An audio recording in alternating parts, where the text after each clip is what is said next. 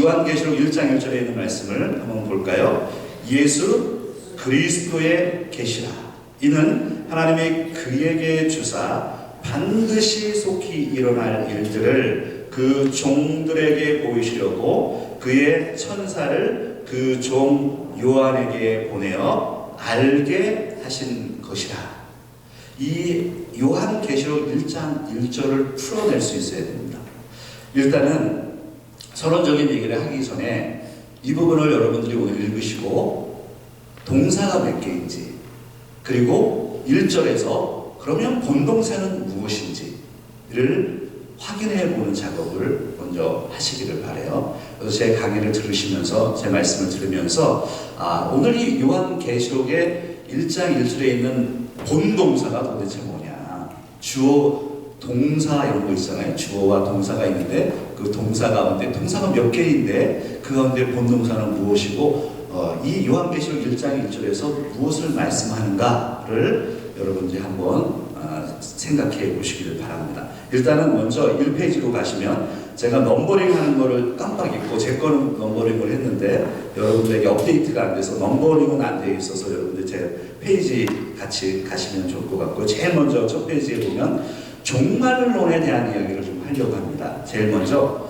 우리는 이 요한계시록을 풀어갈 때 지금 세상에 너무나도 맨 뒤쪽에 보면은 이 말씀 보존학회에 대한 성경의 해석들, 그리고 이단 신천지에서 이 요한계시록 부유풀이를 시작하면서 이제 세상에 많이 알려지기 시작했거든요, 신천지가. 근데 그 사람들이 얼마나 허술하게 하나님의 말씀을 접하고 있는지, 얼마나 황당한 이야기들을 하고 있는지를 앞으로 요한계시록을 풀어가면서 쭉 설명을 할 건데, 그런 이야기가 제가 뒤쪽에 조금 요한계시록 1장 1절과 관련해서 좀 담겨져 있고요.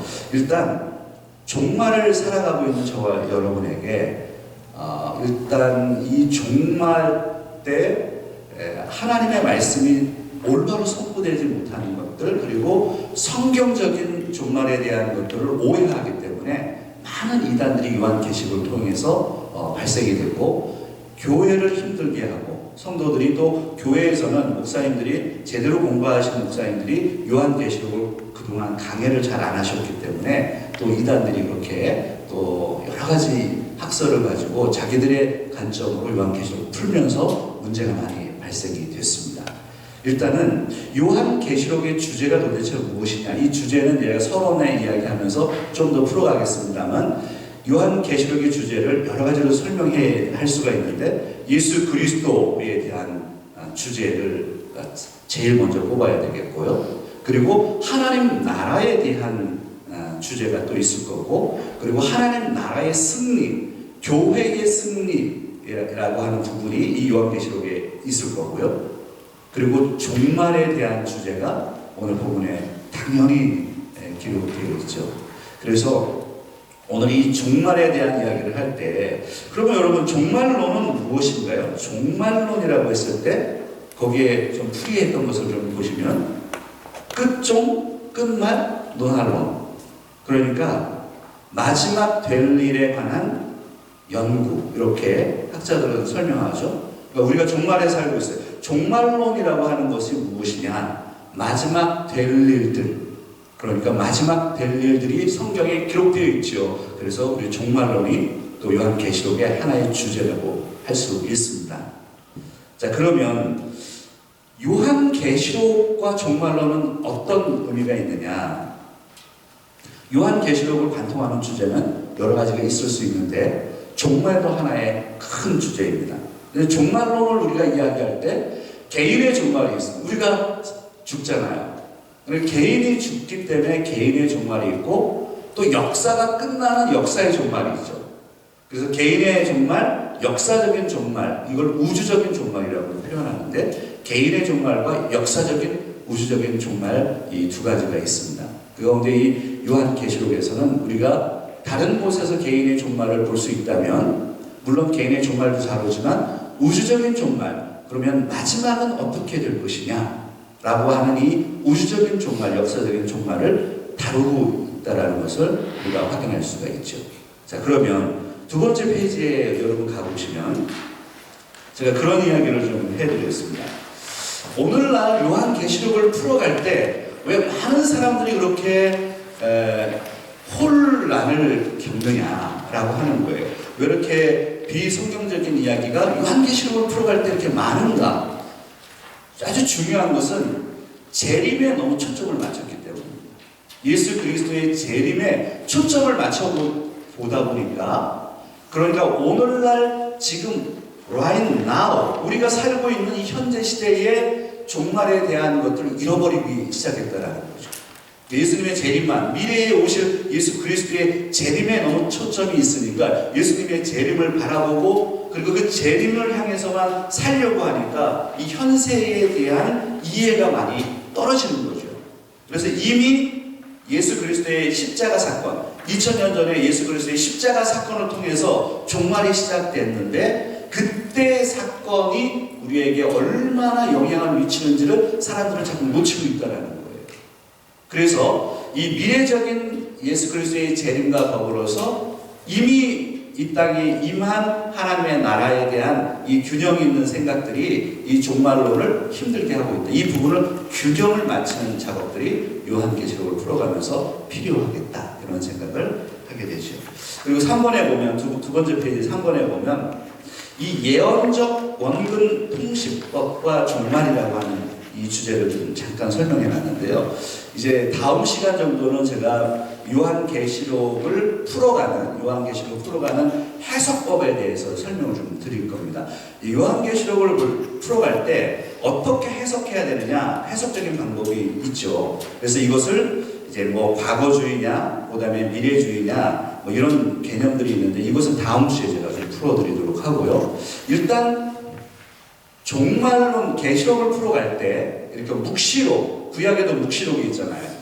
이사야도 있고 다니엘서도 있고 에스겔서 같은 경우에 묵시 이 문학 같은 거를 해석을 할 때는 이 원근 통시법적인, 여기에 그림은 제가 그려 넣은 것입니다. Prophetic 이 foreshortening이라고 해서 예언적 원근법, 예언적 원근 통시법이라고 합니다. 그러니까 여기를 한번 봐보세요. 제가 구약의 다니엘이라고 한다면, 다니엘이 이제 묵시를 받았잖아요. 근데 다니엘이 예언을 받았을 때 지금부터 몇천 년 전의 사건인데요.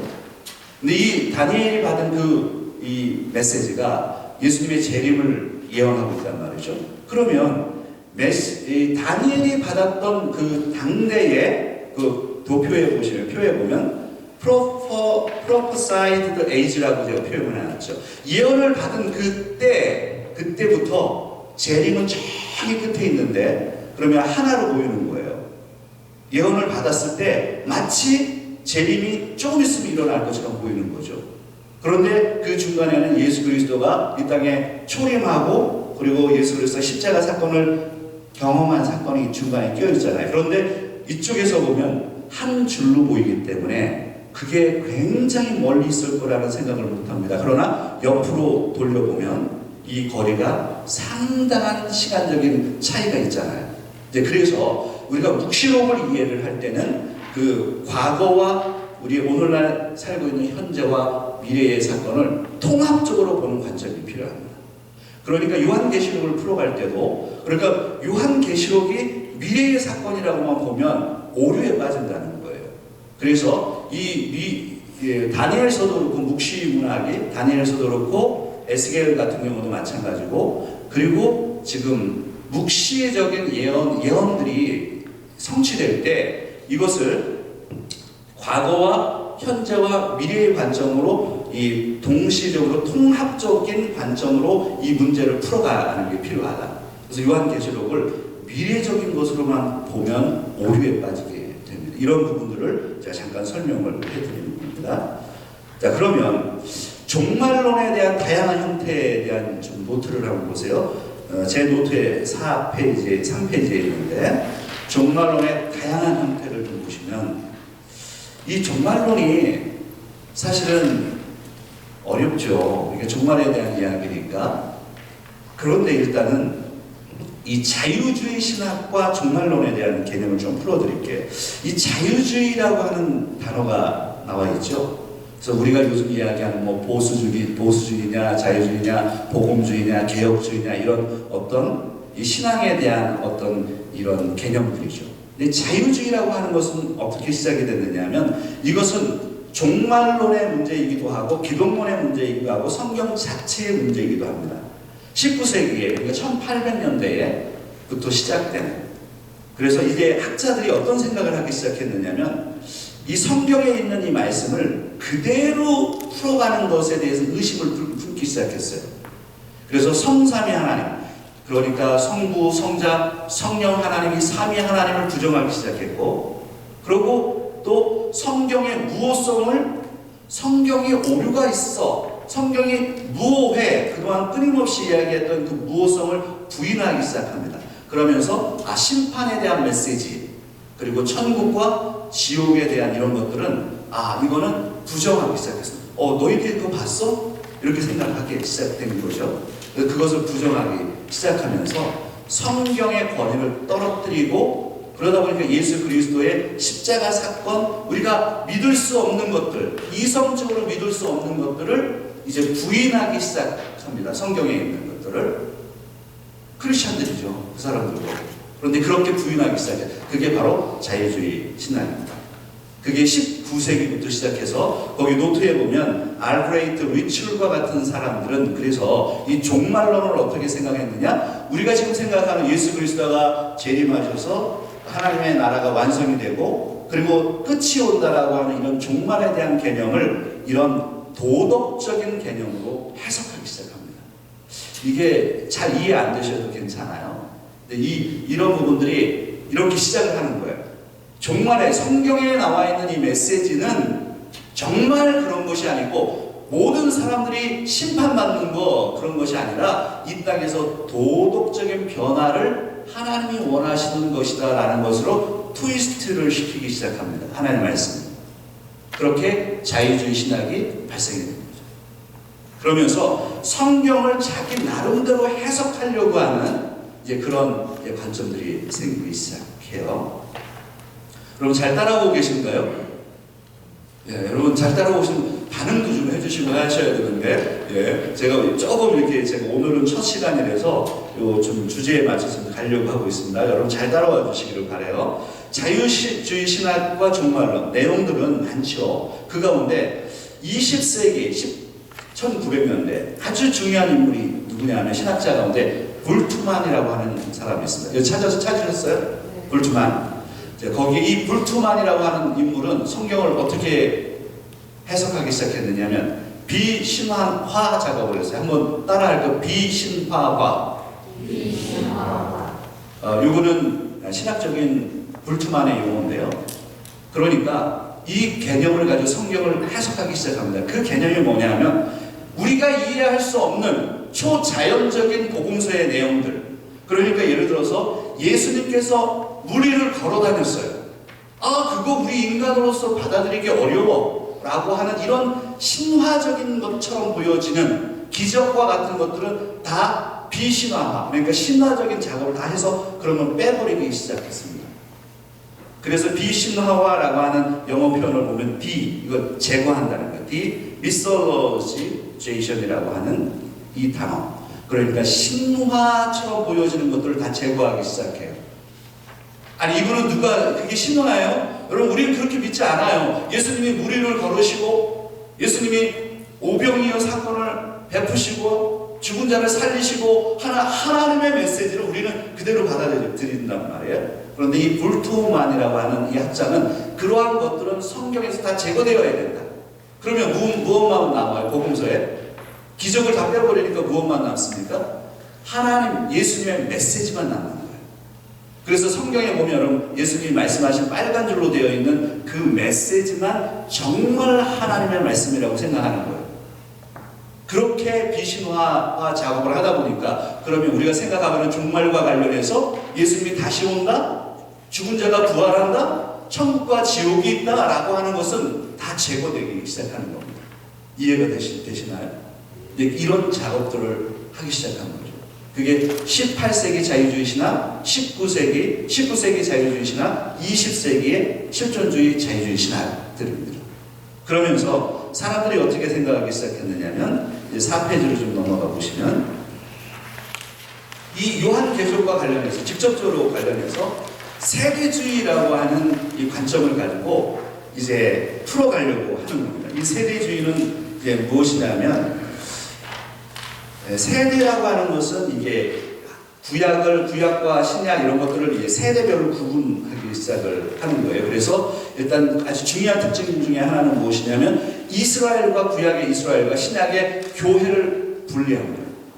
근데 우리 전통적인 신학은 어떤 것이냐면요, 구약의 이스라엘 백성은 신약의 교회로 대체됩니다. 하나님의 자녀라고 하는 개념으로 구약의 이스라엘과 신약의 교회로 이렇게 대체된단 말이죠. 이것을 대체신학이라고 하는데, 이 부분은 제가 오늘은 설명을 안 드릴게요. 그러니까 이렇게 전통적으로 받아들이는 것을 세대주의는 아니다. 구약의 이스라엘과 신약의 교회는 다르고 결국 이스라엘이 나중에 재림 후에 중요한 역할을 감당할 것이다 라고 하는 이런 개념으로 이제 성경을 해석하기 시작을 하는 거예요.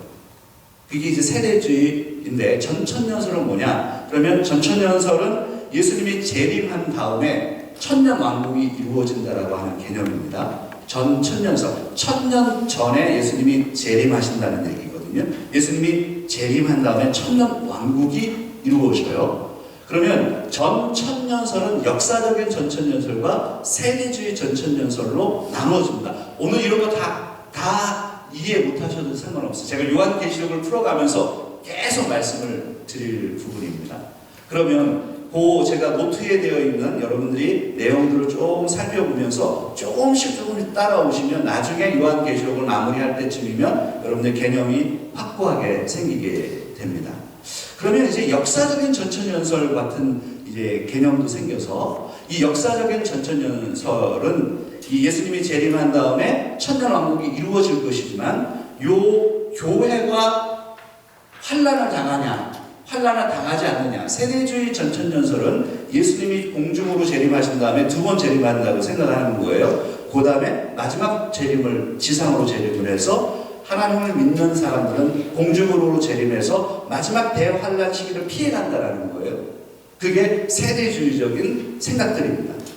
그러나 교회가 환란을 피해갈 것이냐, 교회가 환란에 대한 이야기가 끊임없이 있습니다. 그래서 7년 대환란, 마지막에 있을 그 7년 대환란 가운데 그 교회가 그것을 통과해야 된다고 보는 게 역사적인 전천년설입니다. 세대주의는 교회가 환란을 피해간다는, 공중으로 들림받으니까 이런 차이가 있어요. 세대주의 전천년설, 역사적인 전천년설. 여러분 많이 어려우시죠? 그래서 한번 들어보는 게 상당히 중요합니다. 그래서 이 정리를 조금씩 제가 해드릴 테니까 너무 염려 안 하셔도 돼요. 그 다음에 6페이지로 좀 넘어가면 6페이지, 7페이지가 되겠습니다. 7페이지에 가면 이 후천년설과 종말론에 대한 개념인데, 이것은 무엇이냐면, 아까 예수님이 재림한 다음에 전천년설은 그런 개념이었죠. 예수님이 재림한 다음에 천년 왕국이 주어진다라고 생각했잖아요. 그러면 후천년설은 무엇이냐 하면, 이 후천년설은 여기가 벌써 이미 우리가 살고 있는 지금이 천년 왕국이고, 천년 왕국이 끝나면 그때 재림한다라는 거예요. 이런 생각을 누가 갖기 시작했느냐 하면 바로 17세기의 영국의 청교도들이 미국의 신대륙에 도착하면서 이 사람들이 생각을 했어요. 신대륙에 와서 계속해서 하나님의 나라가 확장되는구나 눈으로 보기 시작한 겁니다. 그들이 미국에 와가지고 미국에 발견을 하고 여기에 복음을 증거하니까 사람들이 막 회개하고 난리가 난 거예요. 그래서 이 사람들이 생각한 거예요. 17세기 영국에서 넘어온 청교도들이 이 하나님의 나라, 성경에서 이야기하고 있는, 요한계시록에서 얘기하고 있는 이 천년왕국이라고 하는 그 개념은 바로 지금 이루어지고 있는 거구나. 그리고 이게 끝나면 좋아질 거야. 역사적으로 모든 사람들이 구원받는 그때가 올 거야. 그러면 예수님이 재림할 거라는 생각을 하게 됩니다. 그래서 이것을 후천년설이라고 해요. 그리고 나서 그 다음에 무천년설은 어떤 개념이냐? 무천년설은 뭐 과거주의 종말론 이런 게 있어요. 이런 것들은 제가 나중에 성경을 해석할 때 과거주의로 볼 것이냐 미래주의로 볼 것이냐 이런 개념들은 또 설명을 좀 드리도록 하겠습니다. 무천년설은 어떤 개념이냐면 이제 천년 왕국이 없다라고 하는 게 아니에요. 밀레니얼리즘이라고 하는 A라고 하는 개념이 not이라고 하는 개념으로 이해를 하면 오류에 빠집니다. 천년 왕국을 상징으로 보는 게 맞습니다만 천년 왕국이 없다는 개념이 아니라 어디부터 시작하느냐 하는 거예요. 예수 그리스도의 십자가 사건을 중심으로 합니다. 이 십자가 사건을 중심으로 인해서 문자적인 천년이 아니죠. 이미 예수님이 십자가 사건은 몇 년 전에 있었습니까? 2000년 전에 있었으니까 1000년이 벌써 지났잖아요. 그러니까 문자적으로 볼 수 있는 게 아니고, 그래서 예수 그리스도의 십자가 사건과 그때가 이미 초림 때 아닙니까? 예수님이 그때부터 예수님의 재림하실 때까지의 전체 기간을 우리는 1000년의 하나님의 통치 기간으로 보는 것이죠. 즉 그 개념이 무천년설에 대한 개념입니다. 이 부분도 나중에 계속 설명해 갈 수 있습니다. 자, 그 다음에 이제 어디를 보시느냐면, 잘 따라오셨어요. 네, 잘 따라오셨고요. 제가 시간 때문에 좀 서론을 좀 이렇게 했고요. 노트가 있으니까 여러분 노트 보시라고요. 우리 인사 좀 하고 시작할게요. 저도 숨을 좀 쉬어야 될 것 같아요. 잘 따라오셨습니다. 인사할게요. 잘 따라오신 거 맞나요? 잘 따라오고 계시죠? 그래도 한번 이런 것도 한번 들어보시고, 일단 그럼 이제 본론으로 한번 들어가 보겠습니다. 요한계시록. 요한계시록 오늘 첫 시간에 요한계시록 제 넘버링에는 10페이지인데요. 찾으셨나요? 요한계시록 성경별 대조를 제가 조금 해드렸죠. 우리가 지금 보고 있는 성경은 어떤 성경입니까? 우리가 지금 보고 있는 성경은 개역 개정입니다. 한글 성경 가운데 번역 성경들이잖아요. 한글 성경 가운데 옛날에 봤던 성경이 있어요. 그건 무슨 성경입니까? 개역 한글판입니다. 그리고 이걸 번역을 해서 수정 보완해서 한국 사람들이 주로 보고 있는 성경이 개역 개정판이고요. 그리고 우리가 지금 우리 교회에서 보고 있는 개역 개정판입니다. 그런데 표준 세변역도 있고 현대인의 성경도 있고 카톨릭하고 우리 기독교 개신교가 같이 작업한 공동 번역 성경이 있어요. 이 공동 번역은 지금은 카톨릭 사람들만 보는 성경입니다. 자, 이 개역 개정에 한번 다시 읽어보겠습니다. 시작. 예수 그리스도의 계시다. 이는 하나님이 그에게 주사 반드시 속히 일어날 일들을 그 종들에게 보이시려고 그의 천사를 그 종 요한에게 보내어 알게 하신 것이라. 아멘. 찾으셨습니까? 본동사를 찾으셨냐는 거예요. 본동사 찾으셨어요? 뭐가 본동사입니까? 동사를, 여러분 펜 가지고 계시죠? 동사를 뒤에 다 나오는데 답이 다 나오지만 뒷장 보지 마시고 일단은 동사를 한번 동그라미 쳐보세요. 1장 1절에서 동사가 뭐냐? 예수 그리스도의 계시라. 여기 동사 있어요? 없어요? 동사 없습니다. 자, 왜냐하면 이는 하나님이 그에게, 자, 동그라미 쳐보세요. 주사. 동사죠. 반드시 속히 일어날 일들을 일어나다. 동사. 그 종들에게 보이시려고. 보이다. 동사. 그 천사를 그 종 요한에게 보내어. 동사. 알게 하다. 동사입니다. 그 중에서 이 여러 동사들 가운데 동사, 본동사는 무엇일까요? 동사형으로 쭉 연결되어 있지만 문장에서 두 가지를 뽑아내야 되는데, 본동사는 주사라는 것 하나 하고요. 그리고 알게 하시는 것이라 라는 것입니다. 나머지는 그 본동사를 도와주는 겁니다. 그러니까 1장 1절을 풀어갈 때 하나님이 계시를 주셨다는 거예요. 하나님이 요한에게 알게 하셨다는 거예요. 하나님이 주시고 하나님이 알게 하신 것이 무엇이냐? 그게 계시라는 거예요. 그 계시는 어떤 계시냐면 바로 예수 그리스도의 계시라는 겁니다. 그래서 이 계시는 선행사가 돼서 뒤에 있는 모든 문장이 선행사인 계시를 수식하고 있는 거죠. 이 문장을 잘 이해를 해야 돼요. 그래서 이렇게 풀어갈 수 있어야 되는데, 그러면 우리가 이런 질문을 해야 됩니다. 요한복음 요한계시록 1장 1절에 예수 그리스도의 계시라 라고 하는 이 말씀이 도대체 무엇이냐? 여러분, 제가 또 이거 풀어갈 건데 다 뒤에 노트에 있습니다. 예수 그리스도가 주신 계시냐? 아니면 예수 그리스도에 대한 계시냐? 여러분, 한번 장도 오고 그러니까 한번 손을 한번 들어서 표현해 볼까요? 여러분의 생각을 한번 해보세요. 줘보세요. 예수 그리스도께서 주신 게 예수 그리스도로부터 온 계시다. 첫 번째 1번. 예수 그리스도에 대한 계시다. 2번. 자, 1번은 누구신가요?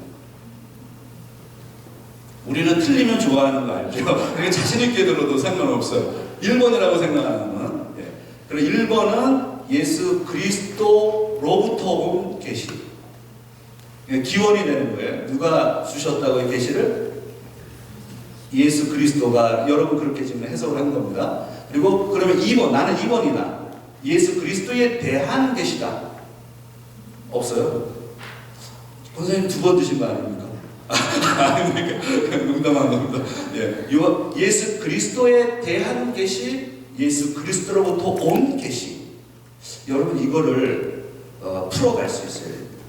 그래서 이제 어디를 좀 살펴볼 거냐면, 여러분 그 성경별 대조 가운데 개역성경, 개역한글, 표준세번역, 현대인의 성경 공동번역을 제가 한글 번역 성경들을 좀 적어드렸고요.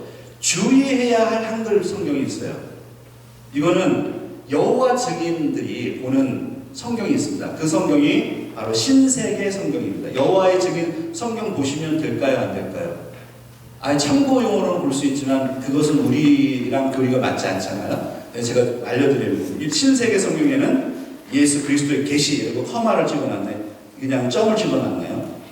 이렇게 해놨고, 그 다음에 요즘 이제 킹제임스 버전, 왜냐하면 이게 킹제임스 성경에 대한 이야기를 요한계시록 풀어가면서 제가 할 수밖에 없어요. 왜냐하면 이 킹제임스 성경을 주장했던 이 킹제임스 번역만 최고의 번역이다. 그래서 한국에서 벌써 20-30년 전부터 굉장히 한국 교회를 힘들게 하면서 이렇게 얘기한 킹 제임스 버전이 최고의 성경이기 때문에 이 성경만 봐야 된다고 자꾸 주장하는 그런 사람들이 누구냐면 말씀 보존학회 사람들입니다. 들어보셨죠? 못 들어보셨어요? 만약에 못 들어봤다면 저를 통해서 들으시고 정리를 하시면 됩니다. 한국의 말씀 보존학회를 치시면 되고요. 말씀 보존학회에도 두 뿌리가 있어요.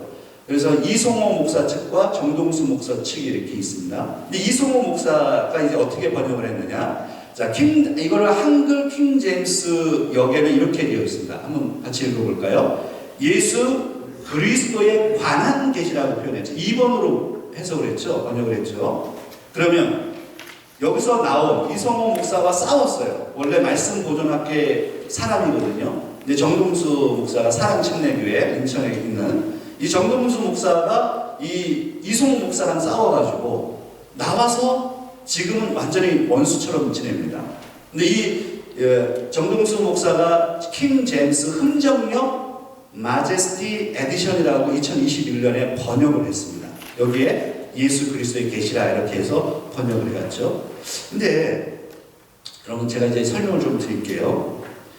상당히 위험한 게 무엇이냐면 번역 성경 하나를 우리가 고집할 수 있어요? 생각해 보세요. 무슨 번역 성경이 최고의 성경이에요? 이런 오류에 빠지는 거예요. 그렇게 생각하니까. 번역 성경은 모두 다 오류가 있습니다. 오류가 성경의 무엇성을 얘기를 할 때 성경의 무엇성은 무엇에 대한 무엇성이에요? 원문의 무엇성인 거예요. 그러니까 성경의 원문이 어디예요? 헬라어와 히브리어잖아요. 그 헬라어와 히브리어의 무엇성이지 그 저자들이 처음 적었을 때의 그 원 텍스트가 무엇하다는 거지 번역하면서 단어가 바뀌어요. 문맥이 바뀌어요. 이렇게 예수 그리스도에 관한 계시냐 예수 그리스도의 계시냐 벌써 다르잖아요. 이렇게 번역을 해놨는데, 그런데 하나를 고집한다는 게 오류에 빠지는 거예요. 제가 한번 여쭤볼게요. 지금 세상에 나와 있는 번역 성경이 총 한 몇 개 정도 될 것 같으세요? 16세기 이후로. 그냥 한번 맞춰보세요. 세상에 나와 있는 번역 성경. 너무 가신 거예요. 너무 가셨어요. 세상에 나와 있는 번역 성경이 약 900개 정도 된답니다. 900개 정도 되는데, 그 가운데 요즘 이제 BibleGate.com이라고 해서 제가 자주 이렇게 보는 사이트, 이런 학자들이 보는 사이트들이 있어요. 그러니까 저가 보는 사이트들이 있는데, 이런 사이트들에서는 최소 영어 번역 성경을 60개, 그 정도를 놓고 비교해 가면서 언어를 연구를 합니다. 그게 당연한 거죠. 이해가 되세요? 그러니까 하나가 최고다라고 얘기하는 것에 오류에 빠지는 거예요. 그래서 지금 말씀 보존학회가 킹 제임스 버전 1611년에 번역된 영어 번역이잖아요. 시간을 많이 공들여서 오랫동안 사랑받아온 건 사실입니다. 그러나 이게 최고의 성경이라고 얘기하는 것은 너무나도 외골수적인 생각인 거예요. 맞지 않습니다.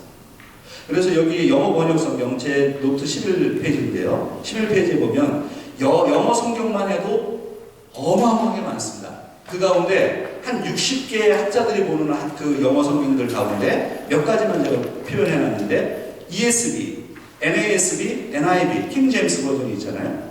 한번 볼까요? NIV만 보세요. NIV의 맨 위에 The Revelation, 여기에 from으로 기록했죠. From Jesus Christ, 예수 그리스도로부터 온 계시라고 NIV는 성경을 번역을 했습니다. 그러면 킹 제임스 버전에는 어떻게 번역을 했습니까? The Revelation of Jesus Christ, 예수 그리스도의 계시라고 되어 있잖아요. 그렇다면 한번 잘 보세요. 말씀 보존학회 이성호 목사나 이런 사람들이 오류를 범했던 게 뭐냐면, 킹 제임스 버전이 최고라면서요. 그러면 번역을 예수 그리스도의 계시라고 번역을 해야지, 맞잖아요. 그런데 한글로 자기는 어떻게 번역을 해놨어요? 예수 그리스도에 관한 계시라고 번역을 하면서 이게 최고라고 얘기하잖아요. 그러니까 스스로 자가장탁에 빠져 있는데, 그러면 안 된다는 거예요. 성경을 우리가 얼마나 부족합니까? 하나님의 도우심이 필요하고 많은 자료가 필요하고 연구가 필요한 건데, 이게 최고입니다, 이렇게 가야 된다. 그래서 이단들이 생기는 거죠. 요한계시록이 대부분 그런 거예요. 자기의 생각에 빠져 있는 거예요. 하나님의 말씀이 정확하게 무엇인지를 풀어내야 되잖아요. 자, 그래서 이런 문제 제기를 해드리면서 다음 페이지를 한번 봐보세요. 제 그 넘버링이 11페이지인데, 헬라어 원문을 제가 좀 쭉 설명을 해드렸는데, 이거 오늘 다 못 풀어드립니다. 근데 한번 제가 다음 주에 이 부분 좀 더 같이 1절을 더 풀어갈 건데요. 요한계시록 1장 1절에 거기 국문에 보면 여기 그 음력되어 있는 거 있으면 여러분들 읽을 수 있어요. 아포칼립시스 이예수 그리스도, 이게 소유격으로 되어 있단 말이에요. 이 소유격을 어떻게 풀어갈 것이냐, 이 두 가지로 다 해석될 수 있습니다. 그래서 예수 그리스도에 관한 계시이기도 하고 예수 그리스도로부터 온 계시로 두 가지 다 의미를 가지고 있습니다. 헬라어의 이 우라고 하는 소유격은 어브 있잖아요. 우리 영어의 어브, 이 소유격은 주격 소유격으로도 사용하면서 목적격 소유격으로도 사용이 돼요. 그래서 이 두 가지가 통합적으로 이 1절에 담겨져 있습니다. 이 부분은 제가 다음 주에 좀 더 설명을 할게요. 거기서 2번에 빨간색 보면 에도켄이라고 하는 주사, 그리고 5번에 보면 카이 에스마넨이라고 알게 하신, 이게 주동사다. 제가 말씀을 드리는 거고요. 자, 그 다음에 뒤쪽으로 보시면 어디를 좀 오늘 보고 제가 마무리를 하려고 하느냐면요. 15페이지로 넘어가서요. 15페이지에 보면 이 말씀 보존학회에 이런 논쟁이 있습니다. 제가 그래서 이 말씀 보존학회는 그 한국에서 이단으로 정제되어 있어요. 많은 전통적인 교단에서. 이 말씀 보존학회 이성호 목사가 처음에 시작한 거고요. 그것을 바톤을 받은 사람이 정동수 목사입니다. 근데 이 말씀 보존학회가 이성호 목사하고 정동수 목사가 그러면 같이 시작했으면 같은 소리를 내야 되는데 어떻게 해요? 본인들끼리 싸우는 거예요. 이것부터 이상하잖아요. 어디를 보시느냐면 그 15페이지에 그 말씀 보존 학기 이성호 목사가 얘기하는 것들, 거기 한번 여러분 같이 조금만 좀 읽어갈까요? 한글 킹 제임스 성경의 번역대로 예수 그리스도에 관한 계시가 정확한 번역이며 예수 그리스도의 계시는 오역입니다. 이 문제의 핵심은 어부의 용법입니다. 어부는 일반적으로 주격, 소유격, 목적격 등의 여러 용례들이 있는데 각 용례를 매우 주의 깊게 구분해야 하는 단어입니다. 한글 킹 제임스 성경을 거짓되이 비방하는 정동수가 이 구절들을 예수 그리스도의 계시라고 어부를 소유격으로 번역해 놓아서 예수 그리스도에 관한 계시라고 어부를 목적격으로 번역해도 된다면서 이 두 가지 번역 중에 어느 하나가 맞고 다른 것은 오역이라고 해서는 안 되고 단지 서로 다른 번역, 즉 이역이라고 해야 한다는 거짓말을 하고 있습니다. 이게 말씀 보존학회의 이성호 쪽에서 지금 정동수 목사를 공격하는 글이에요. 말씀 보존학회에서 둘이 시작했잖아요. 킹제임스 버전이 맞다며요, 본인들은. 근데 지들끼리 왜 싸워요, 지금? 어마어마한 싸움이 있습니다. 근데 이런 게 이제 시작이고요. 그 다음에 또 하나는 뒤로 넘어가 보시면 16페이지, 17페이지까지 있죠. 16페이지에 보면 이단 신천지에 대한 얘기를 좀 해드릴게요. 이단 신천지가 왜 유명하게 됐느냐 하면 이만희라고 하는 이 교주가 요한계시록을 풀기 시작했어요. 전통교회에서 요한계시록을 손을 못 대고 있을 때 자신만만하게 요한계시록을 비유풀이 한다고 하면서 요한계시록을 풀어내기 시작한 겁니다. 그런데 얼마나 황당한 줄 아세요? 제가 계속해서 이 요한계시록을 풀어가면서 이단들이 지금 요한계시록을 어떻게 이해하고 있는지를 여러분에게 설명을 조금씩 드려갈 거예요. 어디를 보시느냐면요, 16페이지, 여러분은 17페이지까지 있습니다. 16페이지 맨 마지막 쪽에 보면 요한계시록의 중심인물이 누구래요? 요한계시록의 중심인물이 누구래요? 이만희래요. 요한계시록의 중심인물이 누굽니까, 여러분? 예수 그리스도잖아요. 그러니까 이만희는 자기를 향해서 뭐라고 하는 거예요? 자기가 보혜사 성령, 바로 하나님이라고 얘기하는 거잖아요. 이러한 사상을 풀어가기 시작하는 겁니다. 한번 보세요. 요한계시록 1장 1절의 해설을 한번 보시면 사도 요한과 자신을 같은 위치에 올려놔요, 이만희 씨가. 그래서 보면 계시록이 임할 때에는 이미 죽은 지 오래인 사도 요한이 이 땅에 살아나서 자신이 기록한 말씀과 그 실상을 전하는 것이 아니라 사도 요한과 같은 입장의 목자가 나타나 실상 계시를 보고 듣고 증거하게 된다. 계시록 성취 때에 필요한 계시는 계시록 전장에 약속한 말씀대로 나타난 사건을 증거하고 알려주는 실상 계시이지 환상 계시가 아니다. 그러므로 계시록 성취 때에는 모든 성교가 서로 요한의 입장으로 오는 대언의, 여기에 오타가 나 있을 거예요, 대언의 목자에게 계시록의 실상을 증거받아야 한다. 바로 이만희 씨가 기록한 그 책에 이렇게 표현됩니다. 무슨 얘기냐면 요한계시록 1장 1절에 이런 내용이 있어요. 여러분, 실상계시, 그 다음에 환상계시, 환상계시, 실상계시라는 단어도 없을 뿐만 아니라 요한계시록 1장 1절에 어디에 대언자가 나와서 말씀을 전한다는 얘기가 어디 있습니까? 근데 이것을 지금 이만희 씨가 자기를 설명하기 위해서 요한에게 전달해준 그 메시지를 자신이 받아서 대언한다는 거예요. 그러니까 지금 예수 그리스도의 위치, 사도 요한의 위치에 이만희를 올려놓고 내가 전하는 이 메시지가 바로 요한계시록의 환상을 풀어주는 실상계시라고 얘기하는 거예요. 이 황당한 이 이야기가 어떻게 한국교회를 휘둘렀느냐고요. 말도 안 되는 이 이야기가 한국교회를 얼마나 몸살 앓게 했습니까? 그래서 오늘은 첫 시간이니까 이 정도 하고요. 이제 다음부터 이제 계속해서 이제 풀어가도록 좀 하도록 하겠습니다. 그래서 오늘 요한계시록 1장 1절에 예수 그리스도의 계시라, 이제 한 주간 묵상하시면서 하나님께서 정말 요한을 통해서 환상을 보여주신 그 계시, 그 예수 그리스도에 대한 계시, 예수 그리스도로부터 온 계시의 내용은 도대체 무엇인지 여러분 기대하면서 한 주간 또 묵상하면서 승리하는 저와 여러분이 다 되시기를 주의 이름으로 부탁드립니다. 같이 기도하겠습니다.